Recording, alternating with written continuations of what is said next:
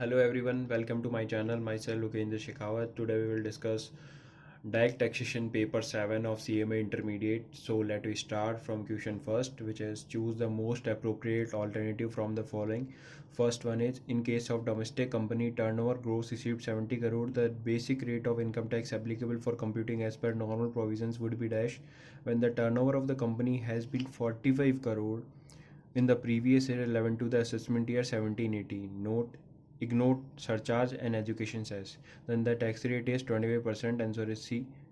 In case of domestic company, when the turnover and gross receipts below 250 crore, then the tax rate is 25%. Second one is the maximum marginal rate of tax applicable for individual taxpayer having total income of 1.5 crore, including surcharge and health education cess, is it is 34.32%. It is A, which is calculated as total tax on 1.5 crore plus surcharge 15%. When the income exceeds 1 crore, then the surcharge rate is 15% plus 4% health and education cess. Then total tax liability divided by total income, it is 34.32%. Next one is when a charitable trust registered under section 12AA pays 50,000 towards rent to a resident for the premises occupied by it without TDS deduction of TDS for the entire previous year 18-19, the amount of rental expenditure liable for disallowance would be it is nil. A. Next one is the lock-in period for capital gain bonds issued by National Highway Authority of India for the purpose of deduction under section 54 EC. It is 3 years. Lock-in period is 3 years. Answer is B. Fifth one is the TDS rate for payments made to a non-resident sportsman is it is 20.8%.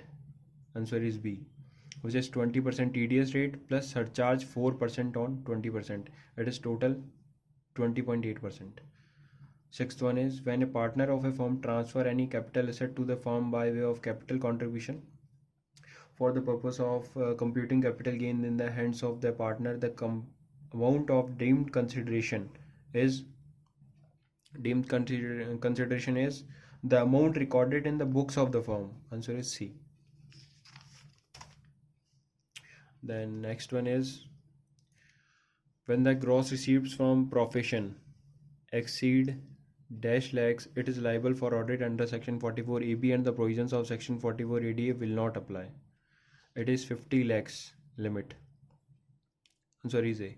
Seventh one is medical insurance premium incurred for senior citizen is eligible for deduction up to 50,000.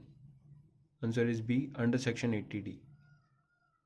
Ninth one is when a resident senior citizen having GTI 5,56,000 has derived interest from saving account in a nationalized bank of 8,200 and fixed deposit interest of 47,000 from such bank, he is eligible for deduction of dash from the GTI. It is 8,200 as per the provision of as per the section 80TTA.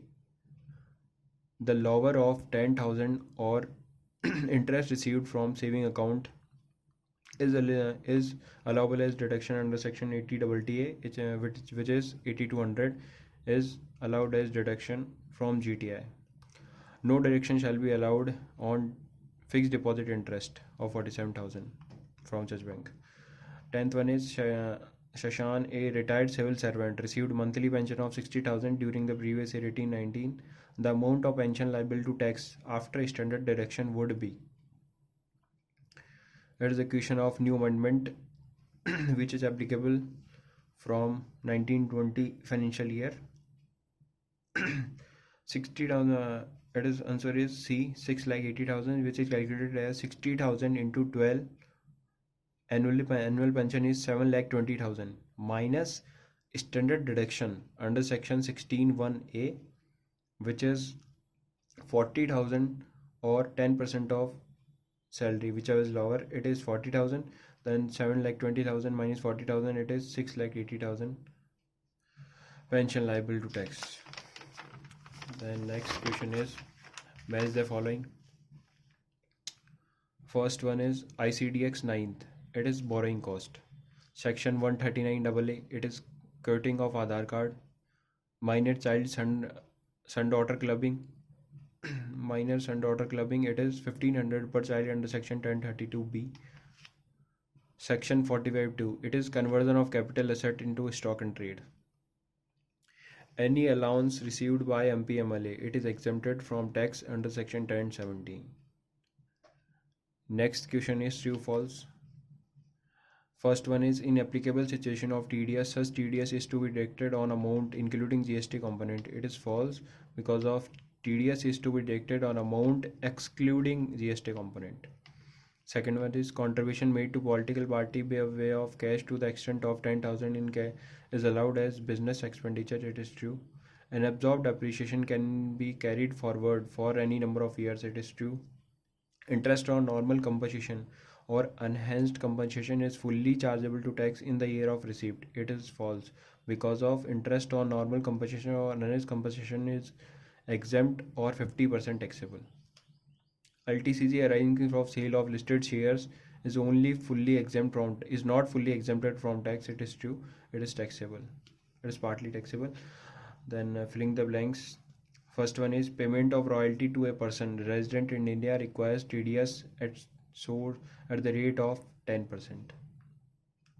Second one is, the amount of wages paid to eligible new workmen by an SSC engaged in non-seasonal manufacturing activity is deductible under section 80JJAA at 30% of the wages so paid.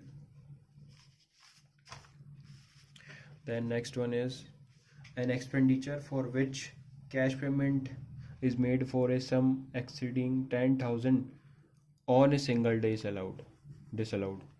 Fourth one is, if a return of income is not furnished within the due date prescribed in section 139(1), such return can be filed on or before 31st March if the assessment is not completed. Fifth one is, maximum amount of exemption under section 1010C in respect of compensation received for voluntary retirement is 5 lakh as per the provisions of salary. Oh, thank you for watching my video. If this beneficial to you, please share and subscribe my channel for future CMA updates. Thank you.